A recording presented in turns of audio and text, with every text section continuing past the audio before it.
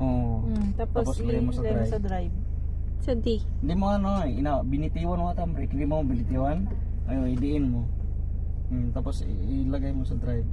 Hilahin mo pa. Okay. Oh, drive ka na. Dandan mo bitiwan. Dandahan bitiwan. Oh.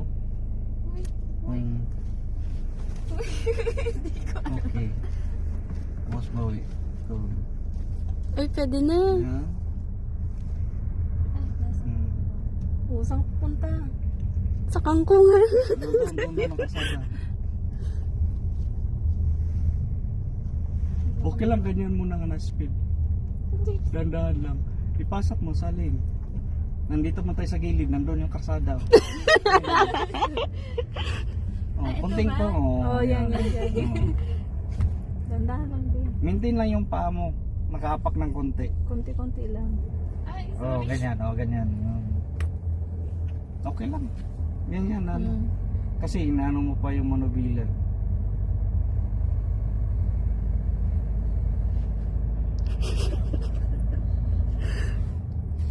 Driver namin for today's video. 40 days.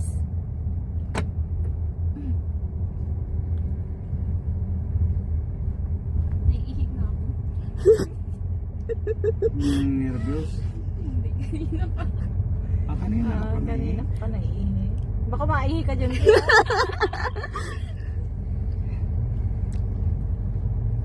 Na-absorb niya sa sinusuot niya.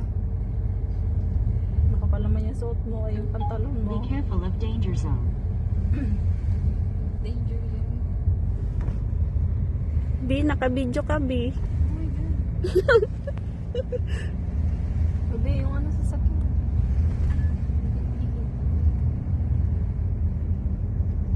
Minor ka. Minor. Minor ka. Tiwan mo already ang paa sa Intersection. brake. Ay, sorry. Okay. Baka may sasakyan. Ganyan, ganito lang pag cruising. Talagang mahina lang ang takbo mo. Lalo na pag baguhan ka kasi pag may sasakyan ba. Pag hindi mo banggaan.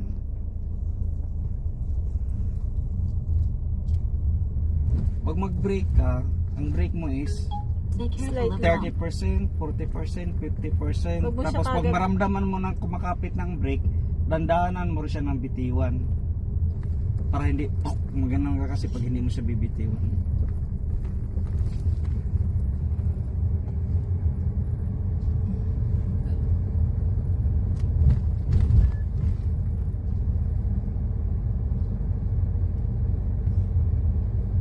Okay. Punta ka ng Kasi konti. may nagbukas. Bukas ka. Bukasan pa naman yan ng ano. Sinasakto sa ano.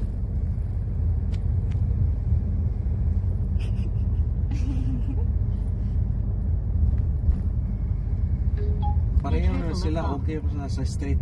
Sa paliko yung ano pa. Tsaka pag-apply sa brake. Diretso mo ba yan? Doon. Pag ano to, mabilis lang to matuto pala pag ano. Pag nakamaka isang oras sila magdadrive. Pagkatapos ng mga ano, yung ano, mag-ano na Punta kami doon sa Parking parking area. Doon kami mag-ano. yun ang maganda. Yun. Bungguin namin lahat. Pwede. Diretso.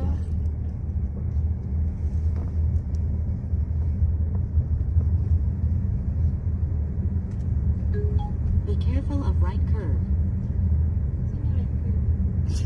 Ayan. yun Doon dyan. pa.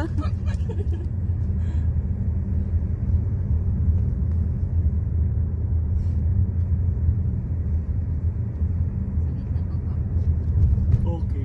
Pasok ka sa Basta yung feeling mo. Ma-check nasa mo man yan gitna. dito sa side mirror. Hindi sa side mirror din. Pag Yung dyan mismo sa ano. Kung nandyan ka sa gitna yung ano. Yung pakiramdam mo sa gitna ka ng lane. Yun. Yun yung ano. Sakto. Hindi, para ma-check mo nga, titingnan ka na matikita mo sa side mirror. Sa bago pa nga lang sila din. Hindi mo maano kasi yung mata nila. Pagkalingat nila gana sa gitna sa gilid na para sa Kaya nga. Sabagay, yung upuan nila, yung setting ng side mirror, hindi natin alam kung makikita ba ang guhit o hindi. Kaya nga, yun nga ang sinasabi ko. Dito, kanan ka dito. Para diretso lang tayo, para hindi ka na mag-U-turn. Hindi na masyadong gilid. Tandaan lang. Lumampas din siya. Tuloy. Eh,